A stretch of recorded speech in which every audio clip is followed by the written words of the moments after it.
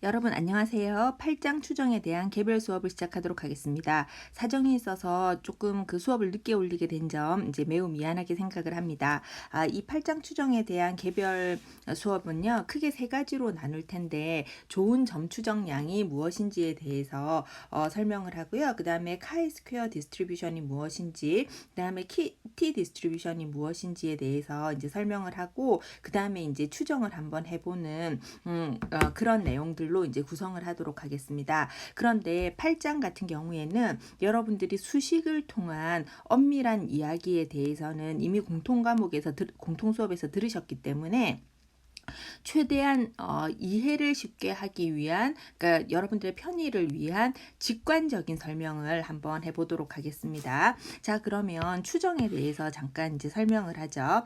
이제 이게 통계적 추론이라는 것은 이제 우리가 그때 이제 여러분들이 수업 시간에 아마 피그미족의 평균 신장을 가지고 봤을 텐데요. 이제 우리가 이제 어디를 가서 피그미족들을 봤는데 키는 작기는 작지만 이제 이게 전체 인원을 가지고 이렇게 전수조사를 할 수가 없기 때문에 예를 들어 표본을 뽑았어요. 한 100명 정도의 표본을 뽑았더니 표본의 평균은 135cm였다는 거죠. 그러면 피그미족들은 우리가 전수조사는 해본 적이 없지만 표본을 봤을 때는 피그미족의 평균 신장은 135cm겠어. 이렇게 이제 이야기를 했다고 쳐봐요.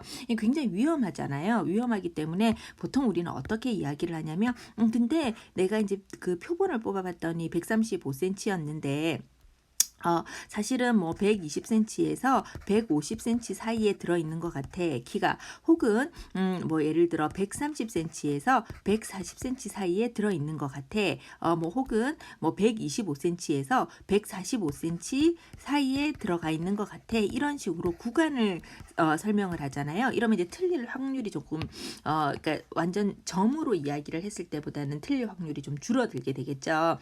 그래서 이렇게 추정 우리가 표본으로부터 계산한 값을 가지고 딱 거기야 이렇게 이야기를 하는 걸 점추정이라 하고, 이렇게 구간을 결정을 하는 것을 구간 추정이라고 해요. 그러면은 이제 좋은 점추정 값을 찾는 게 되게 중요할 거 아니에요. 왜냐하면 보통은 점추정 값을 기준으로 해서 어떤 좌우 대칭적 그런 우리가 개스를 하죠. 왜냐하면 피그미족의 평균 신장이 예를 들어 135cm라고 우리가 샘플에서 결정을 했을 때 피그미족의 평균 신장은 뭐 예를 들어 134cm부터 뭐 180cm까지일 거야. 이렇게 이런 식으로 어떤 치우친 어떤 구간 추정을 하지는 잘 않잖아요. 그죠? 그래서 우리는 기본적으로 대칭으로 구간 추정을 하는데 익숙합니다. 그죠? 따라서 우리가 좋은 점 추정량을 찾는 것이 굉장히 중요한데요. 이 좋은 점 추정량은 세 가지의 어떤 세 가지의 어떤 뭐죠? 기준이 있어요. 그게 뭐냐면 비편향성, 효율성, 일치성이다 이거죠. 자, 그래서 비편향성이라는 거는요, 그냥 뭐 어려운 게 아니고요. 이런 거예요. 이제 우리 제가 이제 대한민국 남성들의 평균 신장을 보기 위해서 100명, 맨날 예를 들지만 100명의 샘플을 뽑았는데 키가 굉장히 작은 어린이들도 있을 것이고 그다음에 키가 굉장히 큰 어른들도 있겠지만 보통 이제 연령 분포에 따라서 이렇게 중간 정도의 키를 가진 남자들이 많을 텐데, 제가 저희 막내 초등학교 가서 100명이면 굉장히 큰 샘플인데 100명을 가지고 평균 신장을 쟀을 때 이제 보통 대한민국 남성들의 평균 신장은 한 140cm이다. 이렇게 이제 결과가 나겠죠. 이렇게 사이즈가 큰 샘플을 가지고도 이렇게 나쁜 결과를 낸 이유는 뭘까요? 샘플이 즉 표본이 치우쳤기 때문이죠. 이렇게 치우치지 않겠다. 이게 이제 비편향성이에요. 그다음에 효율성이라는 거는 이제 제가 조금 직관적으로 설명을 할게요. 우리가 모집단이, 그러니까 여러분들이 숫자를 가지고 엄밀하게 이야기하는 거는 이미 공통 강의에서 다 들었기 때문에 저는 오늘 이 수업은 여러분들을 이해시키기 위해서 좀 직관적으로 수업을 진행을 합니다. 모집단이 이렇게 있어요. 우리가 모집단이 이렇게 있으면 이렇게 있을 때 우리가 샘플을 뽑는다고 생각을 해봐요. 그러면은 샘플이라는 것은 모집단은 여기에 지금 모집단의 데이터라는 것은 여기에 많이 분포를 하고 여기는 분포를 적게 하잖아요. 그러면 우리가 샘플을 뽑을 때는 그 샘플들이 여기 상대적으로 여기서 뽑힐 확률은 확률이 작아지고 여기서 뽑힐 확률이 더 커져 버리는 거예요. 그런데 만약에 샘플을 많이 뽑으면 많이 뽑을수록 여기서 뽑힐 확률은 더더더더 커지고 여기서 뽑힐 확률은 작아지는 것이 아니라 여기서 뽑힐 확률보다는 상대적으로 자꾸 작은 것이 누적이 되겠죠. 그죠? 자, 그래서 효율성 이제 요런 개념을 좀 알기를 바라고요. 효율성이라는 거는 뭐냐면은 내가 표본을 뽑았을 때 표본에 이렇게 변동이 심하지 않기를 바라는 거죠. 그러니까 어떤 표본을 뽑았을 때는 피그미족의 평균 신장이 한 뭐 180cm였는데 어떤 표본을 뽑으면 120cm고 이러면 안 된다는 거예요. 그 다음에 일치성이라는 거는 우리가 표본을 많이 뽑으면 많이 뽑을수록 내가 알고 싶은 모수로 다가간다. 이런 것이 이제 비편향성, 효율성, 일치성의 개념인데요. 근데 이게 굉장히 여러분들이 이제 수업을 진행함에 따라 이게 사실 이게 뭐냐면은 제가 왜 수업을 늦게 올리게 됐냐면 제 지금 기기 사정이 별로 안 좋아요. 그래서 이게 이 기계를 좀 고쳐볼까 했는데 사실 50분짜리가 녹음이 저장이 안 되는 것 같아요, 지금. 근데 25분씩 끊으면 저장이 되는 것 같거든요. 그래서 이게 사실은 그 수업을 다 녹음을 했었는데 저장이 안 돼가지고 지금 그래서 이제 수업을 늦게 올리게 된 거고, 이번 수업도 마찬가지로 25분씩 끊어서 수업을 한번 진행을 할까 생각 중입니다. 자, 여러분들이 요거를 했었을 때, 이 수업을, 공통 수업을 들었을 때 뭔가 약간 허무한 느낌이 들었을 거 아니에요. 왜냐하면 이 위까지는 그래, 좋은 점 추정량의 조건은 비편향성, 효율성, 일치성이다. 이렇게 어려운 이야기로 설명을 들었을 텐데, 근데 결국 이 슬라이드에서 여러분들은 무슨 설명을 들었냐면, 네가 모집단에서 모르는 것이 모평균이면 표본 평균을 구해서 모평균을 추정하면 돼.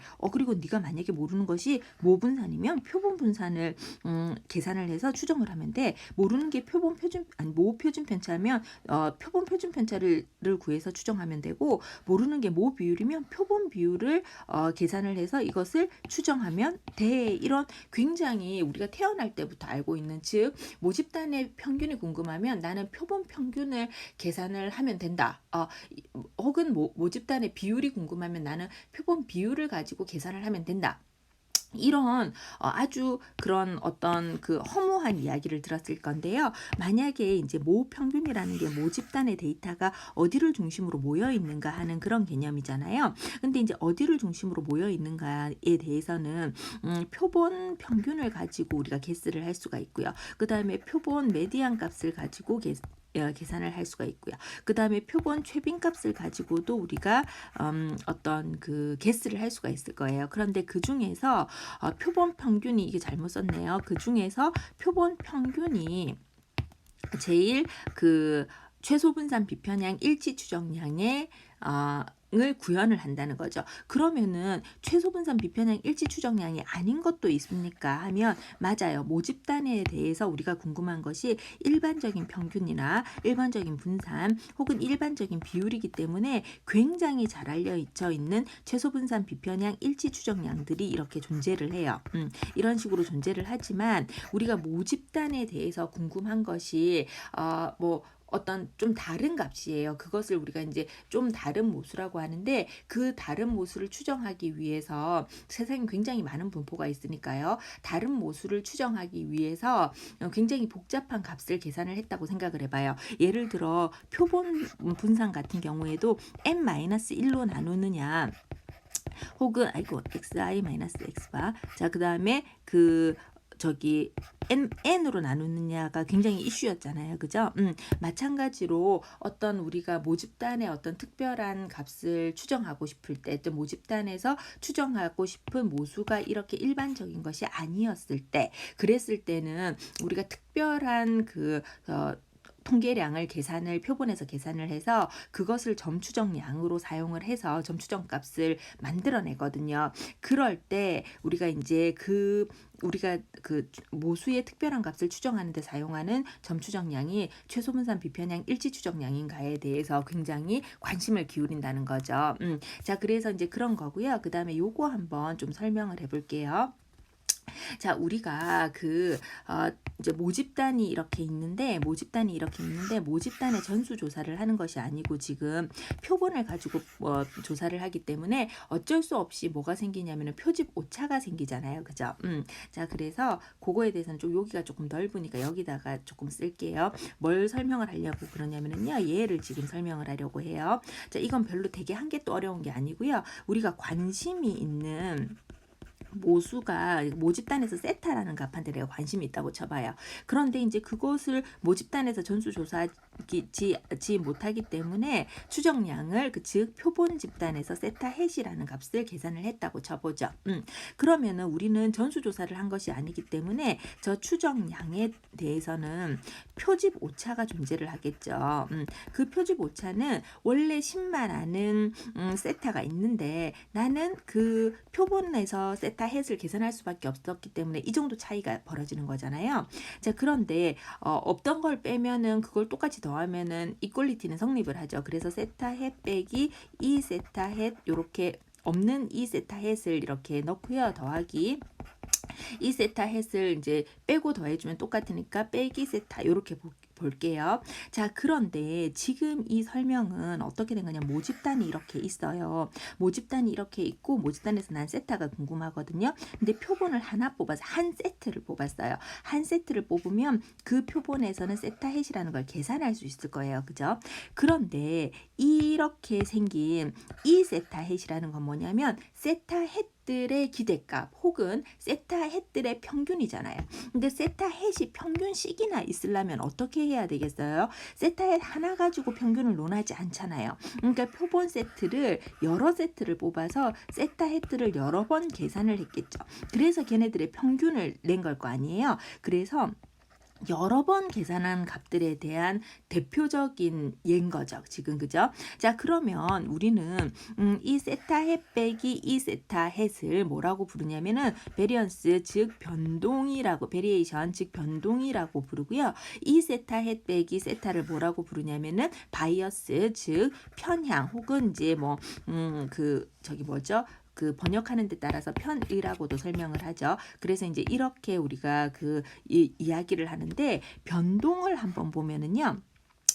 어쨌거나 세타 햇과 그 다음에 이 세타 햇, 즉 내가 표본을 뽑은 애들, 그러니까 모집단이 이렇게 있었을 때 표본을 한 번 뽑았으면 세타 햇이 하나 생겼을 텐데 표본을 여러 번 뽑았으니까 세타 햇들이 계속 생기고 이것에 대한 이 세타 햇, 즉 세타 햇들의 평균씩이나 생길 거 아니에요. 그렇지만 이거는 내가 표본을 잘 뽑으면 컨트롤할 수가 있는 거죠. 왜냐하면 표본 안에서 계산되는 값이니까. 그래서 변동은 상대적으로 컨트롤이 쉬워요. 근데 편향 한번 볼까요? 편향은 그래 내가 표본을 되게 잘 뽑아가지고 이 세타 햇을 컨트롤 했다 하더라도 10만 아는 모수 세타 값하고 인벌브 되어 있잖아요.